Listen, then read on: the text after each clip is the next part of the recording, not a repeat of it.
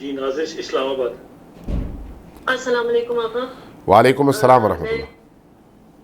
میں بس ایک سوال کرنا چاہوں گی کہ میں اپنے شوہر کے ساتھ، بچوں کے ساتھ، ان کے والدین کے آبائی گھر میں رہتی ہوں، اور اس کا کیا کہتے ہیں، جب بہن بھائیوں کو شرعی طور پہ ان کا حصہ دینے کے لیے ہم نے ارادہ کیا اس گھر کو بیچنے کا، تو اس کی اتنی قیمت نہیں مل رہی تھی، لیکن پھر ہم نے، میرے شوہر جو تھے پہلے بے روزگار تھے، اسی گھر میں ایک کمرے میں کام بھی کرتے تھے، لیکن پھر وہ اس اچھی قیمت حاصل کرنے کے لیے ہم نے قرض لے کے ہم نے اس گھر کو رینوویٹ کرایا، کام کروایا، تاکہ اس کی ہمیں اچھی قیمت مل سکے، کیونکہ جو قیمت ہم نے پھر بہن بھائیوں میں بانٹنی تھی وہ اتنی نہیں تھی کہ اس سے کوئی فائدہ کسی کو ہوتا یا ہمیں ہوتا۔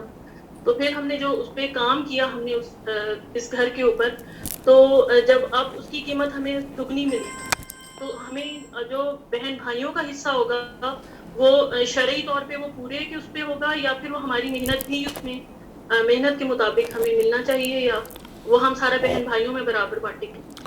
یہ میرا سوال ہے۔ سوال اچھا ہے۔ وہ جو پیسہ آپ نے قرض کے طور پر لیا اور گھر پر لگایا، گھر کی رینویشن پر، وہ اس گھر کی قیمت میں ایڈ ہو گیا۔ اب جب آپ گھر بیچیں گے تو پھر پہلے وہ خرچہ جو آپ نے گھر کی رینویشن پر کیا ہوا ہے وہ نکالیں گے، تاکہ لوگوں کا قرضہ دے سکیں۔ لوگوں کا جو قرضہ ہے وہ ادا ہونے کے بعد جو باقی پیسہ ہے وہ پھر وراثت کے طور پر باقی تمام بھائیوں اور بہنوں میں اس اصول کے تحت، جو وراثت کے تقسیم کے اصول ہیں، اس کے تحت تقسیم ہوگا انشاءاللہ تعالی۔ جی بہت شکریہ۔ بہت بہتر، اللہ سلامت۔